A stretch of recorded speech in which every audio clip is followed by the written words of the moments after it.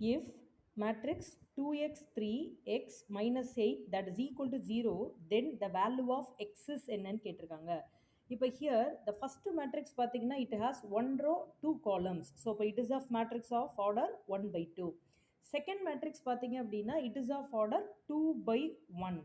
So இப்போ இந்த ரெண்டு மேட்ரிசஸையும் ப்ராடக்ட் பண்ணோம் அப்படின்னா ஃபர்ஸ்ட் மேட்ரிக்ஸோட எண்டிங் செகண்டோட ஸ்டார்டிங்காக இருக்குது, அப்போ ப்ராடக்ட் பாசிபிள்.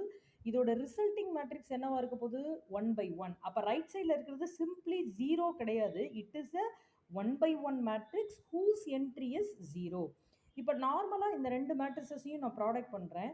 அப்போ எனக்கு என்ன கிடைக்கும் அப்படின்னு பார்த்தீங்கன்னா, எனக்கு என்ன கிடைக்கும்னா த மேட்ரிக்ஸ், ஸோ ஒரே ஒரு என்ட்ரி இருக்கிற மாதிரி கிடைக்கும். 2x into X becomes 2x squared. அடுத்ததா 3 into minus 8 becomes minus 24. So that is equal to the matrix 0 matrix.